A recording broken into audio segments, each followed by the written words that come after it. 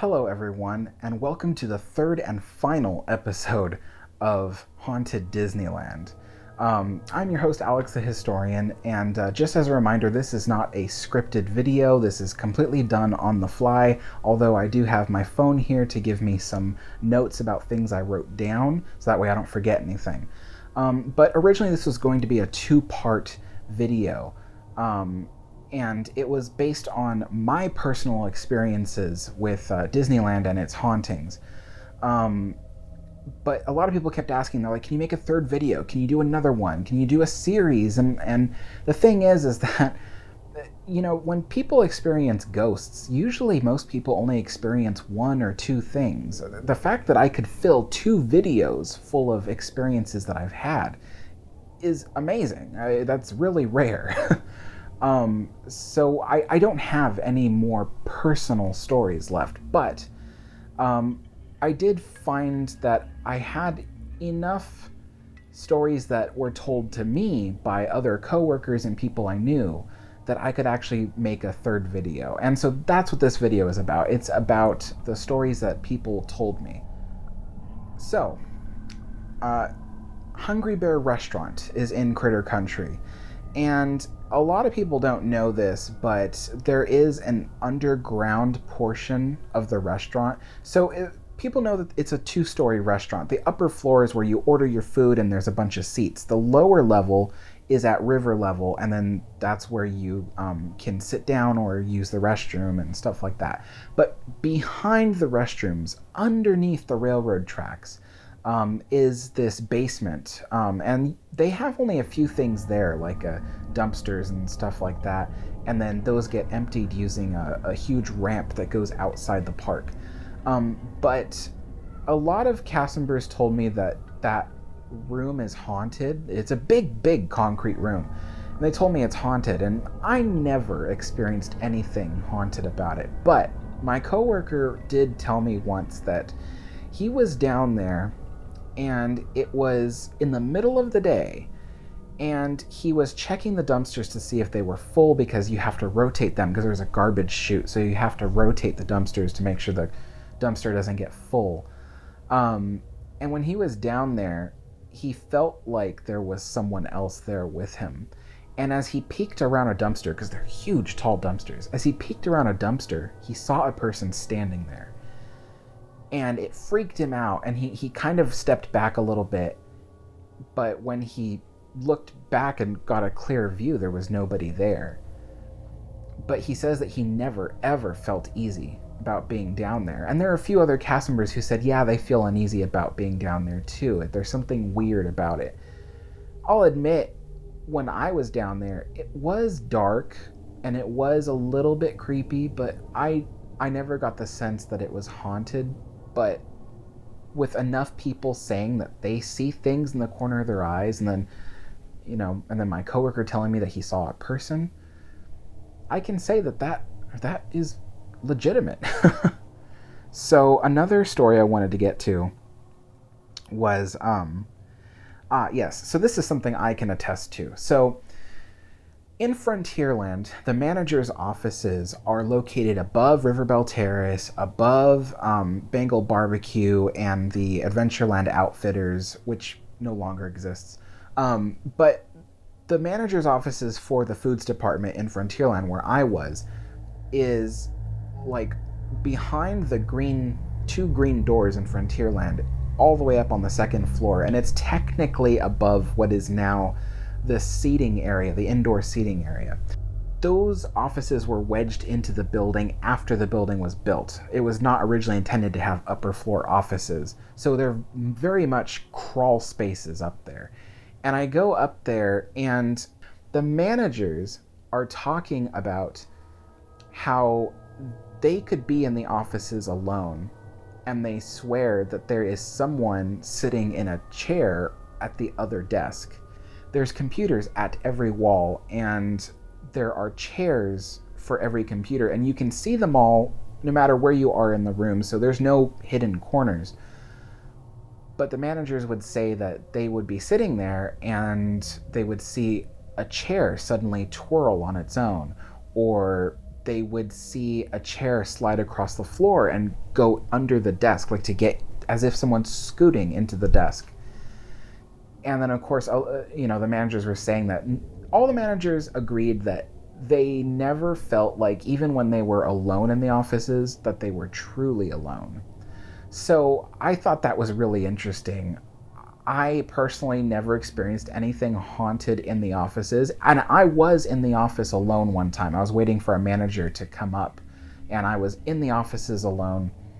And yeah, I didn't experience anything weird about that. But yeah, that was just another story. And I thought that was really interesting because all the managers agreed on it.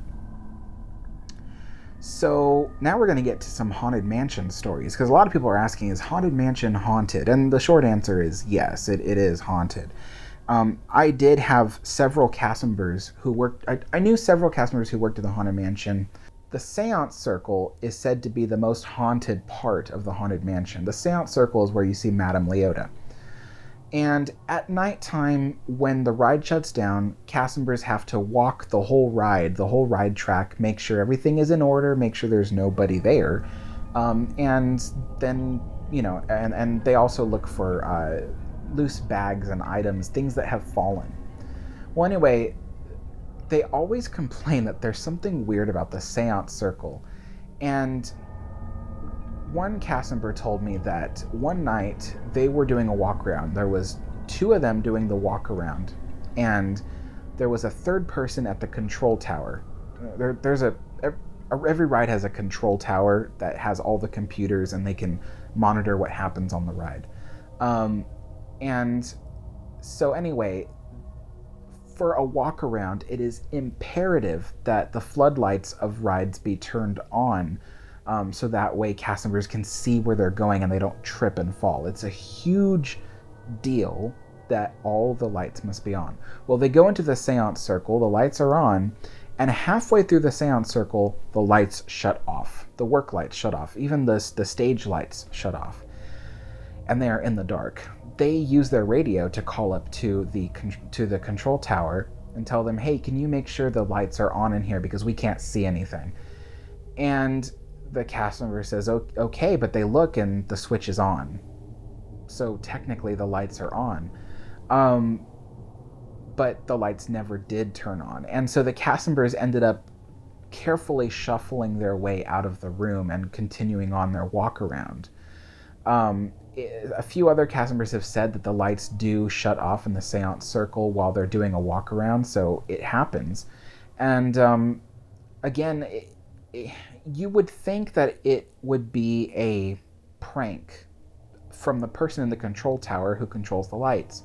But again, it's a serious offense to shut off work lights while cast members are walking an attraction, because it is very dangerous. They could trip and fall, they could hit, themselves on something, an object. There's moving animatronics, those are dangerous to be around. So it's, it seemed like that was a pretty legitimate story. But another thing about the Seance Circle is that cast members and guests alike will say that if they're alone in the attraction, and when they're in the Seance Circle alone in the attraction, there are other people that are sitting in the Dune Buggies. Usually they say there's like a woman and her son sitting in a Dune Buggy. And the son is said to be a boy named Timmy, and I could go off on a story about Timmy, but that's not what I'm here for. I'm here to tell you personal stories. So, yes. So now, there was one time when I rode the Haunted Mansion close to closing. There was no one else on the ride. There was nobody else in front of me, at all. Like, at all. And yet, when I went around the Seance Circle, I could have sworn there was a person in a Dune Buggy just 4 Dune Buggies ahead of me. And I thought that was weird because I would have seen them at the loading area when I got on the ride. And I would have seen them get off the ride, but I didn't.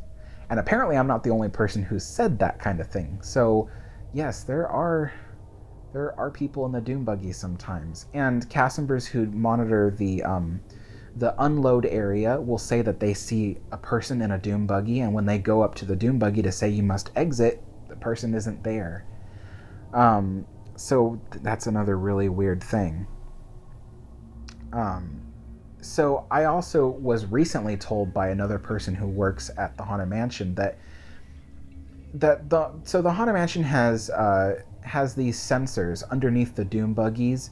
It's more like a beam that passes along a certain distance of area, and it's designed so that way if people's feet or legs get too close to the ride track, the ride will stop and shut down, so that way people don't get run over by a Dune Buggy.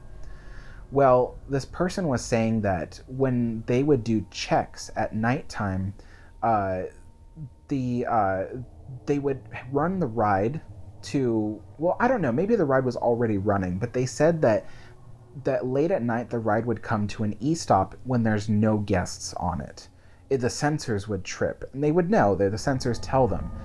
But they said that it's a frequent thing. The sensors will trip late at night or early in the morning and stop the ride, even though there's nobody on board or nobody walking the track. So I thought that was pretty interesting. So I wanted to talk a little bit about another ghost that's quite famous. He's called Mr. One Way.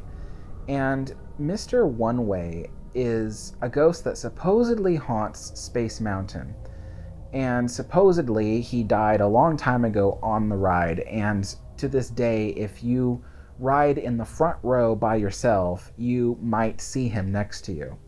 Now, I don't know anybody who's personally seen Mr. One Way next to them, but I do know a cast member who once worked on Space Mountain who said that they were running the ride, they were testing it, and in the security cameras, they saw a person sitting in the front row. And he thought it was really strange, but he figured maybe a cast member got on the ride or something without him knowing. But when the vehicle came back to the unload area, there was nobody on board. So there is also one last kind of ghost that I want to talk about. So I personally call him the voice of Main Street. And the reason is because cast members and guests who say that they're on Main Street late at night, usually by themselves or when there's very little people around, say that sometimes, depending on the situation, they will hear someone tell them something, and there may not be a person there. So a cast member was telling me one time that she was still very new to the park, and she was leaving her shift and decided, because she used to park north of the park, but she decided to park, I guess, in Catella. Anyway, the point is she needed to cross Main Street. So the thing was that she was new to that and she didn't know where to go. Like, she thought that the different exits went to different areas instead of all in one place. So she was trying to get across Main Street, and she was kind of standing around, and the park is closed, there's nobody there, and she's kind of like thinking, which place do I go? And she heard someone say, "Go left." And she thought a cast member was standing behind her and probably knew that she needed to exit, and so she went, "Oh, thank you," and she turned around and there was nobody there. So in another instance, there was a third shift cast member I knew who was cleaning something. I think it was shining brass or something, but he said that he was listening to music, right? And he was kind of just shining brass or something, and he heard some talking, and so he kind of pulled his earbuds out and he listened, and he could still kind of hear it. It was like a distant man speaking, like just off in the distance, and he couldn't make out what they were saying, and he kind of looked around, and the talking stopped, and so he kind of just kind of went, "Well, that was weird." So he put his earbuds back in, and he heard the talking again. When he pulled his earbuds off, off again and looked around, he heard someone say, "What?" And he said it kind of freaked him out, and he went, and he looked. There was no. He was in town square. There was nobody there. So that was another weird thing. And then there's a story that was actually published on a Cassimber news article. And this story has become a bit more well known. But there was another third shift Cassimber who was washing the walkways down Main Street. And as he was working, he says that he heard a man say, "You missed a spot." And so the guy kind of like looked around and there was nobody there. That's kind of the extent to the story that I know. But supposedly, all these different Cassimbers, they hear someone speak to them on Main Street, saying one thing or another. And quite often this is attributed to Walt Disney. They believe that Walt Disney was telling them, things. And so that leads me to the final point of the video, because that's the end of the ghost stories. But based off of the other two videos I did, people have asked me, like, the experiences you had in Golden Horseshoe. Do you think the cigar smoke was Walt Disney? Do you think that the ghost that pulled up the chair to the railing in the Golden Horseshoe, was that Walt Disney? And some people talk about the voice of Main Street, is that Walt Disney? And people can think what they want. Me personally, I don't believe Walt Disney is a ghost. I really don't. I do believe that people leave behind an energy. If they do something like a routine, for instance, Walt Disney had routines when he was at Disneyland.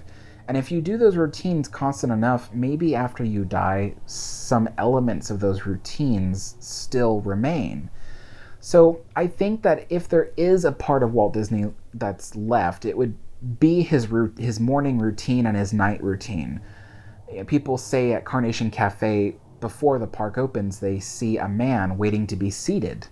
And Walt Disney used to have his breakfast at Carnation Cafe. So, that could be part of his routine. Or, him going to smoke a cigar at Golden Horseshoe, that could be part of his routine. But I don't believe Walt Disney, the man, is a ghost. And I think that's because I believe that ghosts are people who have experienced great sadness or trauma, or have really important unfinished business, like saying "I love you" to a loved one or something.